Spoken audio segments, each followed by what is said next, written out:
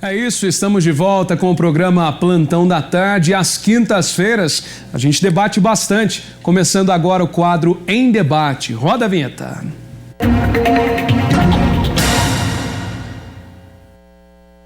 É isso, então, sempre às quintas nós seguimos com temas de relevância apresentados com duas opiniões levantadas pelos nossos debatedores, para que você possa construir a sua opinião. Em pauta, hoje nós vamos debater a Covid-19 e os impactos ambientais, econômicos e sociais das decisões e até mesmo a proteção dos vulneráveis, seja no aspecto de programas sociais, auxílio emergencial, que foi encerrado recentemente também. Já em nosso estúdio, o advogado e doutor em ciências sociais, doutor Bruno Fraga. Muito obrigado pela presença, viu, doutor Bruno? Como sempre, ajudando a gente aqui com diversos temas. E também o coordenador dos cursos da Escola de Negócios da Unifeob e mestre em Educação, Ambiente e Sociedade, Dirceu Fernandes. Também muito obrigado, professor, pela sua presença e sejam bem-vindos. Bom, a gente sempre começa com a introdução de cada um dos nossos convidados. Doutor Bruno, bem-vindo e boa tarde. Boa tarde, Galo. Boa tarde, telespectadores do nosso Plantão da Tarde, em debate. Professor Dirceu, é extremamente relevante nós considerarmos que, passado quase um ano, lembremos que foi no início, na primeira quinzena do mês de março, a eclosão da pandemia da Covid-19, inúmeras medidas foram adotadas no contexto mundial e principalmente local, com medidas de impacto econômico, social e numa tentativa de proteção à segurança e principalmente a questão sanitária. E debater os resultados disso é extremamente relevante para traçarmos uma política de futuro com relação a essa pandemia. Bacana. Agora a introdução por parte do professor Dirceu. Professor, mais uma vez, boa tarde para o senhor. Boa tarde, pessoal. Boa tarde, professor. É um prazer participar do programa e vamos tentar deixar uma contribuição para os espectadores, tentar trazer também algumas ideias e entender um pouquinho dos impactos de ordem econômica, financeira, como que as pessoas podem, de uma certa forma, conseguir contornar alguns desafios e algumas dificuldades que certamente irão surgir, estão surgindo, É muito fácil de perceber que todo mundo fala em crise, que estamos em crise, que temos dificuldade de ordem financeira e econômica. E quais dicas, o que é que nós podemos fazer hoje para que, assim como o professor trouxe, a gente consiga traçar um plano, traçar ações, pequenas ações do dia a dia que pode facilitar e que pode trazer aí um panorama, uma esperança para todo mundo aí, que nós ainda consigamos fazer aí um 2021, um ano muito bom, mesmo com esse cenário todo cheio de desafios. Bacana. Bom, só trazendo alguns dados, a Organização Mundial da Saúde, a OMS, declarou que o surto da doença causado pelo novo coronavírus constituiu uma emergência de saúde pública de importância internacional. Entre as medidas estatais adotadas para tentar conter o avanço da pandemia estão fechamento de estabelecimentos comerciais, restrições à circulação de pessoas, o que impacta diretamente a economia, as relações contratuais e as finanças públicas. O resultado, obviamente, uma crise econômica que nós estamos também observando, com reflexos sociais diretamente que estão atingindo principalmente as populações que já estavam em situação de vulnerabilidade social. Doutor Bruno, para a gente começar de vez o nosso debate, falando sobre as medidas, é natural que nós tivemos medidas a serem tomadas assertivas, aquelas outras nem tanto, mas foi meio que na tentativa e erro, pois afinal os governantes não tinham passado por uma pandemia. O que o senhor acha sobre essas decisões e os reflexos que nós estamos colhendo neste momento?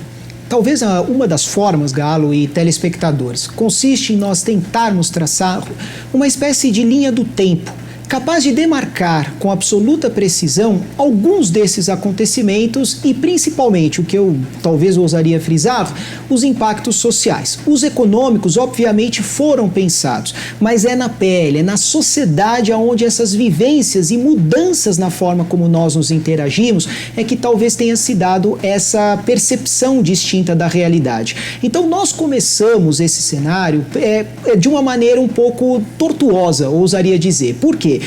Porque foi o primeiro momento onde, enquanto muitos países estavam encontrando, principalmente no seu aspecto político, decisões conjuntas do tipo, vamos fechar, lockdown, ou vamos buscar entender o que são os chamados serviços essenciais, no Brasil nós tivemos um movimento um pouco distinto, que foi exatamente o quê? Começar procurando a justiça. Ou seja, tivemos já uma primeira manifestação do Supremo Tribunal Federal, que acabou por delimitar que a responsabilidade por políticas de isolamento social caberiam aos municípios, caberiam aos estados, e uma coisa curiosa, mas não sem a responsabilidade e coordenação do governo federal. Então, começamos dessa maneira, já com uma espécie de crise institucional, para que pudéssemos estabelecer os limites, onde cada um pudesse criar as suas legislações. Considerando esse começo, como nós pudemos perceber, praticamente todos os estados adotaram medidas que podemos chamar de medidas restritivas. Lockdown, acredito que não houve, em nenhuma cidade sequer. O que houve foram medidas restritivas, claro, atingindo serviços essenciais, o que nos levou a uma segunda problematização. O que são considerados serviços essenciais? Essenciais sob o aspecto econômico, essenciais sob o aspecto da saúde, essenciais até para a busca da própria felicidade e cuidado do corpo do indivíduo, por exemplo, uma academia. Então, diante de todo esse cenário, nessa minha intervenção, eu destaco o povo, a população, o cidadão, ou seja, vamos nos colocar nessa circunstância, como ele ficou diante de um turbilhão de informações, onde ele ora seguiria a autoridade, ora seguiria a si próprio, ora determinava o que poderia ou não ser considerado um serviço essencial. Então, os impactos sociais sentidos pela população, de uma certa maneira, foram ou começaram a ser pensados apenas num segundo momento. Porém, uma coisa é certa, nós descobrimos que não somos infalíveis. Nós descobrimos que todos nós podemos morrer. Agora, um detalhe importante que deve ser considerado é qual é o nível de informação a qual o cidadão tem direito e como esta participação coletiva deve ser entoada. Foi justamente nesse sentido que medidas econômicas começaram a ser adotadas. A principal delas, ouso dizer, passou a ser o auxílio emergencial, que contemplou mais de 69 milhões de brasileiros num espaço que tivemos aí entre 6 a 9 meses,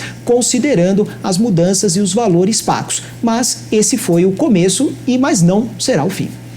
Bacana. Professor Dirceu, falando um pouquinho justamente deste último tema, a questão do auxílio emergencial em meio à pandemia, o que o senhor acredita ter impactado diretamente a economia ou ainda mais que irá impactar? Existem muitos estudiosos que defendem que a crise econômica nem chegou, que vai chegar, né? Que essa conta está vindo ali lentamente devido a este longo período de um auxílio, de um dinheiro que chegou para muitas pessoas. Bom, eu acho que o tema ele é muito relevante, eu gosto bastante de discutir sobre isso. Quando eu observo esse movimento, acho que eu vou acompanhar a linha do professor e pegar aqui um pouco, falar sobre a ótica da linha do tempo.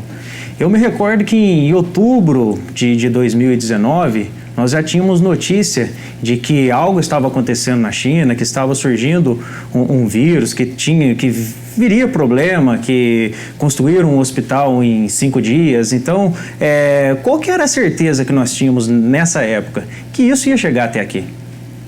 E quando eu olho para o mercado, quando eu olho para as empresas, para as pessoas, eu costumo dizer que nós precisamos avançar em termos de cultura, que é a cultura de planejar, de antecipar alguns movimentos. Então, se a gente tinha certeza que em algum momento essa pandemia chegaria aqui, teria impacto nas empresas, teria impacto nos empregos, né, no padrão de renda das pessoas, como que foi essa preparação? Eu costumo dizer que, em termos de mercado, 90% do movimento ele é previsível. E eu vou entrar num ponto agora, que é a questão do auxílio, que eu posso dizer para vocês assim que, quando o governo injetou esse dinheiro na economia, ele passou esse auxílio, que o próprio nome já diz que é um auxílio emergencial, nós estamos tratando de apagar fogueira, numa linguagem um pouco mais popular. O que é que o governo fez? Ele apagou uma fogueira, mas não existiu ainda um planejamento de longo prazo para tratar esse tipo de situação. Onde é que eu quero chegar com isso? Pessoal, mais uma vez, nós estamos saindo de um problema que foi remediado com o auxílio emergencial, mas estamos prestes a entrar em outro problema de ordem econômica e financeira, que é a ausência, o não pagamento, a não continuidade desse auxílio. Então fica a dica aí para os empresários, para as pessoas que têm aí o seu próprio negócio, certamente nós vamos sentir o impacto. Então quando eu olho para a nossa economia, para a nossa bolsa, quando eu vejo, né, que nós estamos trabalhando aí com uma taxa de juros aí próxima de 2%, alguma coisa por aí, quando eu olho para esses juros, quando eu olho para a nossa inflação, quando eu olho para esse boom, né, que houve, principalmente no setor alimentício, para esses preços que não param de subir, e vejo o governo restringindo agora o pagamento do auxílio emergencial, o que é que sinaliza? Não precisa ser especialista no assunto para ter a percepção que nós vamos passar aí por um momento um tanto quanto desafiador.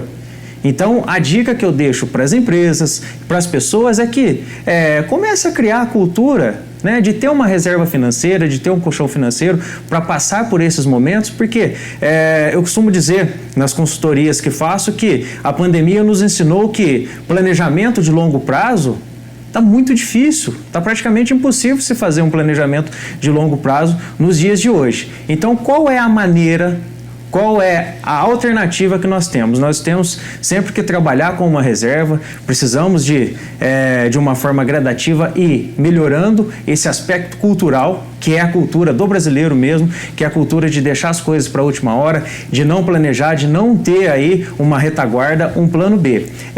Eu vejo que isso é uma responsabilidade de todos. Então, assim como o professor pontuou, né, todas as parcelas da sociedade acabam sofrendo. Obviamente que a parcela com o poder aquisitivo menor acaba sofrendo mais, mas nós precisamos partir, né, do nosso conceito de que qual é a minha parcela de responsabilidade nessa situação.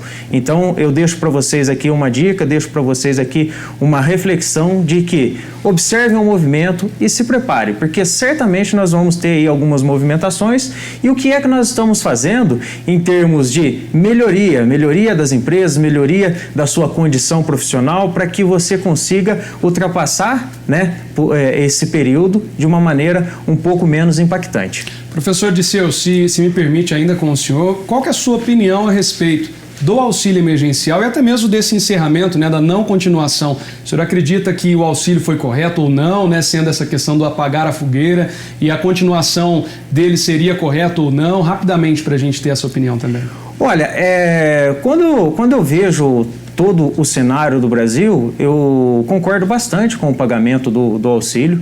Só que o governo, é muito difícil fazer uma análise sem você ter acesso aos dados, né? Claro. Então, qualquer coisa que eu diga aqui, né, é um chute, é uma aproximação da realidade. Então, eu posso dizer o seguinte: o governo, ele teve que pagar, porque senão nós teríamos um colapso econômico. Mas eu acredito que isso precisa ter um prazo determinado para que as coisas se restabeleçam. Mas não concordo com o momento. Eu acredito, né, essa é uma opinião minha, eu acredito que esse auxílio teria que ser estendido por mais um tempo. Bacana. Professor Bruno, já jogo a bola para o senhor. O que o senhor acha do auxílio e diretamente da continuação ou não dele? Perfeitamente, Galo.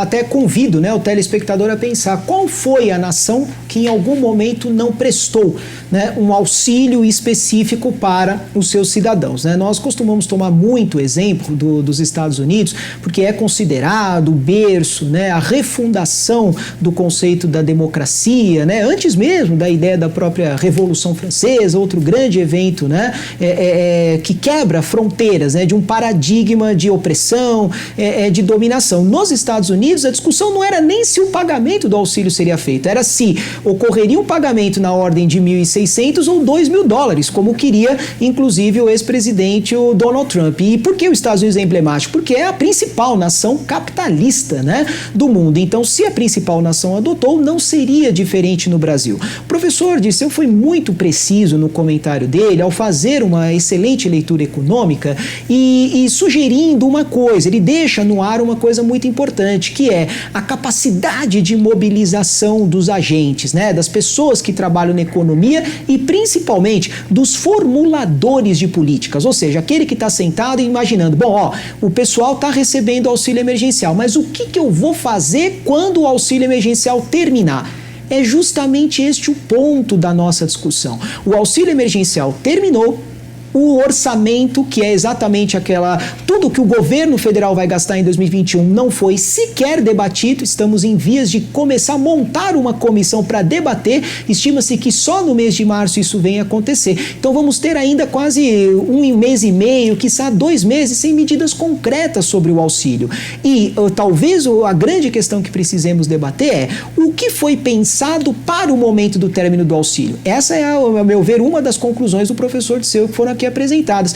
E, infelizmente, talvez a resposta não seja muito promissora. E o pior, nós tivemos, né, no decorrer do auxílio emergencial, até uma questão curiosa socialmente, que foi uma redução das desigualdades. Nós tivemos, segundo índices oficiais, até o crescimento de 16% do nível de renda. Ou seja, as pessoas não só receberam dinheiro, como saíram da linha da pobreza. O curioso, porém, foi que, ao término do auxílio emergencial, quase 30 milhões caíram na linha da pobreza. Então, nós saímos de 15 e aumentamos para 30, e inaugurando um conceito que, a meu ver, é muito preocupante, que pode ser do chamado pauperismo. O que é a proposta do pauperismo? O pauperismo, ele entra numa situação de pobreza absoluta, que não é só a falta do alimento, é a falta do alimento e a falta de perspectiva. Por quê? Porque este posto de trabalho, que acabou muitas vezes sendo fechado, né, em todos os estados do Brasil, por conta da pandemia, ele não será mais aberto.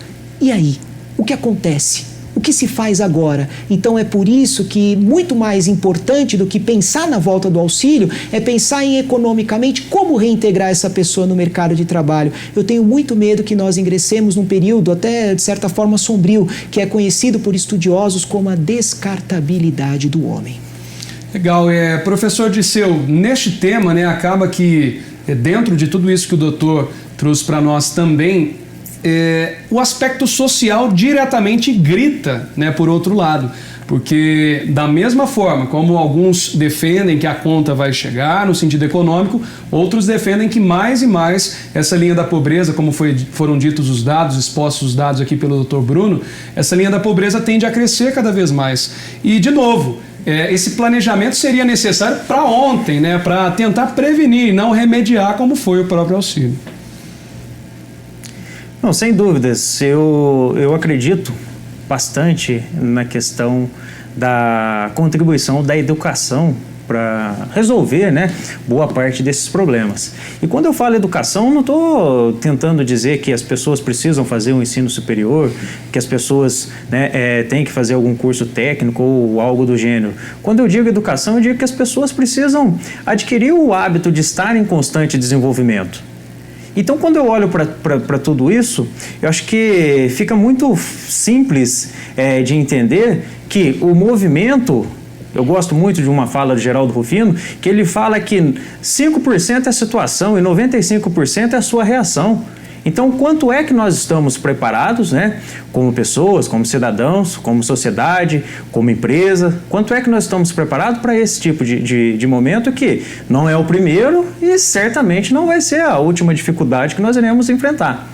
Então, quando eu trago esse panorama, eu gostaria de fazer um apelo, né, para os empresários que não desanime, para os empresários que continuem investindo, que continuem acreditando no mercado, porque se nós temos, né, um agente na sociedade que pode contribuir de forma significativa, né, para reverter esse quadro, são as empresas, é o empresário, é o empreendedor. E eu vejo que muitas vezes ele acaba sendo, né, de uma certa forma pressionado tanto pelo governo, pela questão tributária, quanto pela população também, porque o empresário hoje ele fica numa condição muito sensível por conta de legislação, por conta de alta carga tributária. Então, quanto é que o governo poderia contribuir para que esses empresários que teve uma redução de faturamento, que por algum motivo sofreu um impacto por conta da pandemia, o quanto é que nós podemos, né, o governo pode ajudar, pode contribuir com algum tipo de incentivo? E infelizmente eu não tenho visto isso. né? Então, eu acho que é um ponto que preocupa bastante. E eu gostaria, de uma forma bastante simples, deixar aqui uma dica para o pessoal do mercado, para as empresas, é que, gente, nós precisamos entender o momento, precisamos trabalhar mais. Eu acho que eu vejo muita gente discutindo a questão de não trabalhar. Não é momento de trabalhar menos, é momento de trabalhar mais. Eu acho que toda crise, toda dificuldade a gente consegue superar com uma dose de esforço ainda maior. E eu acredito bastante numa recuperação, tendo em vista que boa parte dessa crise, dessa dificuldade que as empresas estão enxergando, é uma crise um pouco psicológica, um pouco impulsionada pelas mídias. Então eu vejo muita gente segurando investimento, eu vejo muitas pessoas deixando de colocar dinheiro em alguma coisa, esperando o momento, né? E isso tem um impacto de ordem econômica e acaba dificultando, acaba fazendo com que a economia gire em um ritmo mais lento. Então, pessoal, observem o cenário e trabalhem. Os empresários, o quanto é que vocês estão se adaptando, né, para esse novo momento? Eu vejo assim, eu posso falar pela instituição de ensino mesmo, pela Unifeob em São João da Boa Vista, foram feitos vários investimentos durante a pandemia para que o estudante, para que o cliente final pudesse ter a mesma qualidade no produto. Então, o que precisa ficar claro para todos é que o conceito do novo normal, ele é uma realidade. E quem está esperando que as coisas retornem da maneira que era, está redondamente enganado. Nada vai ser como era. O ritmo de trabalho, o formato de trabalho, as oportunidades, o mercado já está funcionando em outra frequência. E o quanto é que nós estamos acompanhando isso? Legal. Bom, para as considerações finais, rapidamente, de cada um dos nossos debatedores, vou levantar mais uma pergunta aqui. É claro que não temos nenhuma bola de cristal, mas quais são as perspectivas, a opinião do Dr. Bruno e também do professor Dirceu, sobre uma recuperação visível, quando poderemos falar, agora sim, agora estamos voltando à normalidade mesmo dentro deste novo normal que o professor Dirceu citou. Por favor, professor Bruno, considerações finais. Talvez uma palavra: vacina. Inclusive, o professor Dirceu pontuou muito bem, né? Essa talvez perspectiva psicológica do empresário. O empresário é previsível, o empresário é pragmático. Ele investe obtendo lucro. E o lucro ele vai obter através do consumo. E o consumo ele está diretamente relacionado, né, à viabilidade de uma condição de saúde que permita as pessoas consumir, além de coisas diferentes da área da saúde. Então é fundamental, estamos percebendo, né, que o Brasil vem acordando, talvez, né, para uma perspectiva de maior engajamento, seja na aquisição de vacinas ou na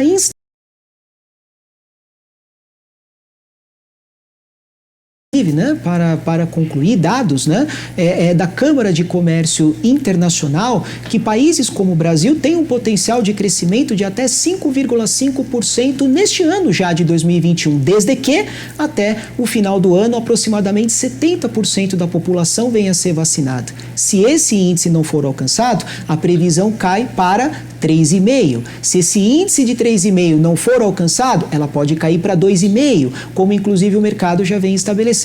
Então, a ideia nessa vinculação entre economia e sociedade quanto mais promissor for este programa, talvez conseguiremos retornar à normalidade, que isso vai se dar com muita solidariedade e cooperação de todos. Professor Dirceu, considerações finais? Eu acredito bastante no Brasil, sou um entusiasta. Quando eu olho que, mesmo com o cenário de pandemia, nós perdemos algo em torno de 800 bilhões de investimento externo e o investimento interno, o próprio mercado interno supriu isso ainda com sobra, ultrapassamos a casa dos 95 bilhões, eu fico um tanto quanto otimista, porque o Brasil ele tem um potencial econômico muito forte, ele tem condições de transformar esse potencial econômico em resultado financeiro. E quando eu olho para tudo isso, eu vejo, por parte das empresas, eu vou fazer uma analogia aqui, a uma boiada represada. e que em algum momento essa boiada vai estourar. Então, em algum momento vai acontecer alguma coisa. Concordo com o professor, né, com relação à vacina. A vacina nos deixa bastante otimista para que esse movimento comece a acontecer. Então, quando eu olho para o mercado, eu vejo as empresas querendo crescer, eu vejo o pessoal querendo investir, eu vejo o pessoal esperando alguma coisa. Tomara que esse acontecimento que vai servir como gatilho para que tudo isso, né, se desenrole seja a vacina.